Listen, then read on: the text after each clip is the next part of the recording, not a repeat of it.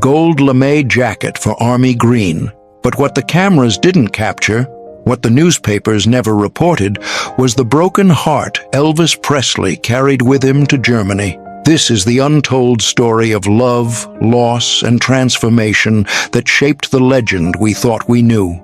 The train whistle echoed through Memphis as Elvis Aaron Presley stepped aboard, leaving behind not just his career, but a secret that would haunt him for 2 years.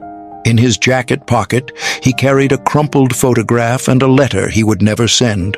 The girl in the picture?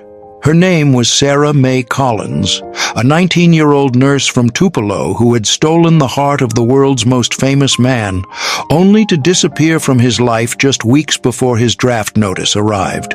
You see, while the world believed Elvis was heartbroken only by leaving his music behind, the truth was far more personal. Sarah Mae wasn't just any girl. She was the daughter of his childhood pastor, a woman who saw through the fame and loved the shy boy from East Tupelo who still called his mother every night.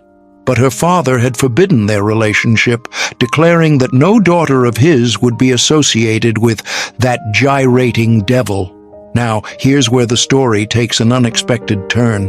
What would you do if you had to choose between love and duty, between your heart and your calling?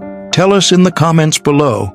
As Elvis's ship crossed the Atlantic, he spent hours on deck, staring at the horizon.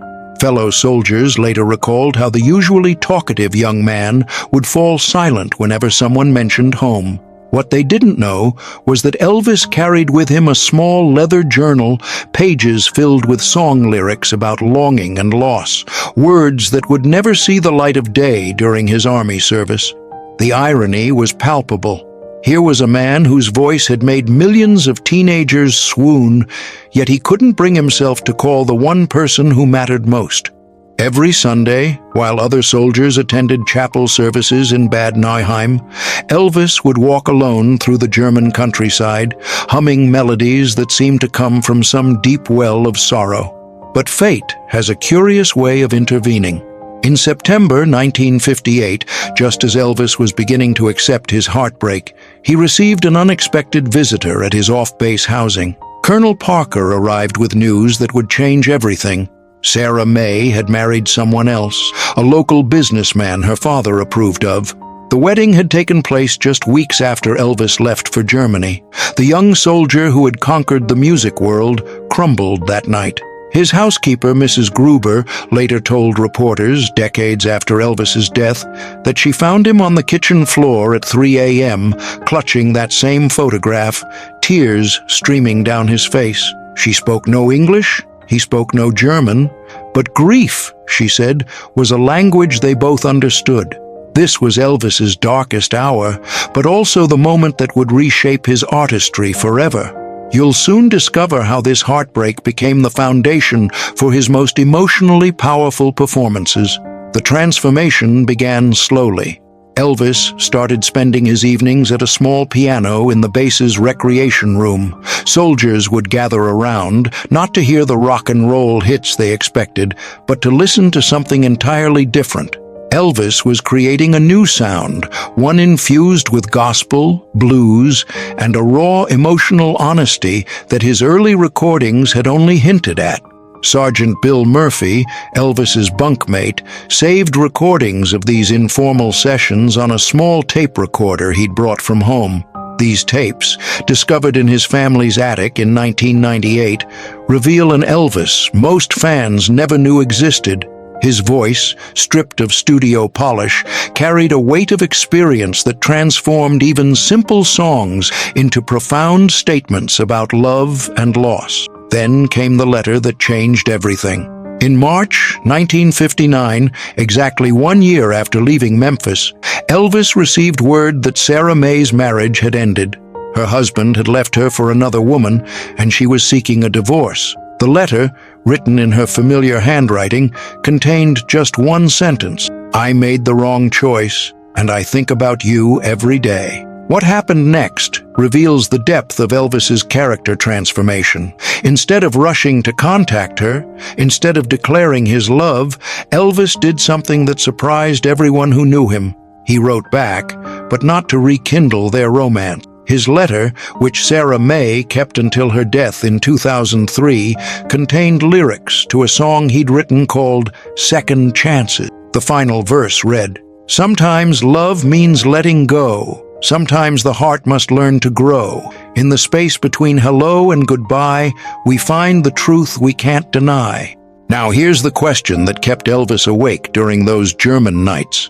Was true love about possession, or about wanting what's best for the person you love? What do you think? Share your thoughts below.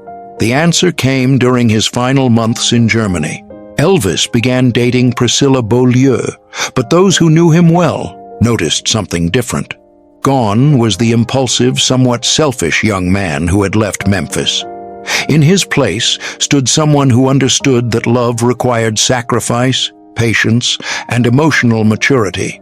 His relationship with Priscilla developed slowly, built on genuine affection rather than passionate infatuation. When Elvis returned to the United States in March 1960, he was no longer just a rock and roll singer. He was an artist whose understanding of human emotion had deepened immeasurably.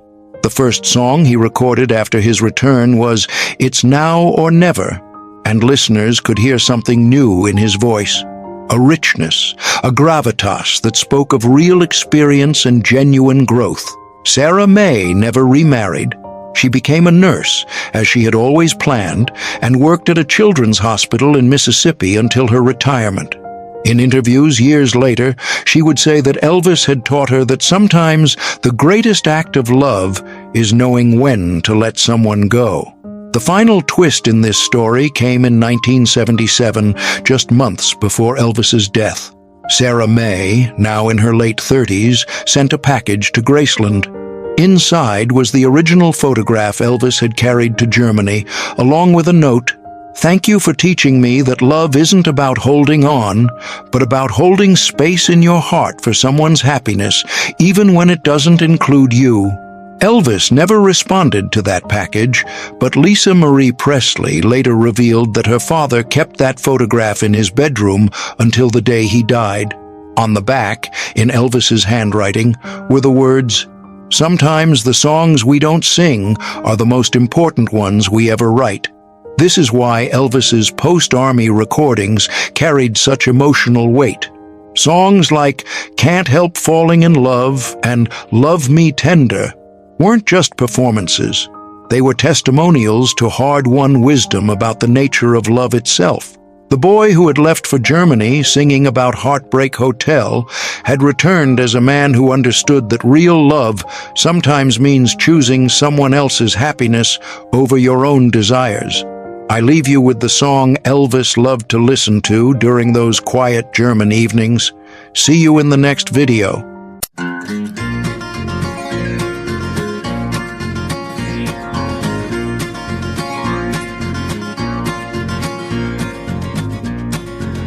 Cowboy, we're riding out one dark and windy day.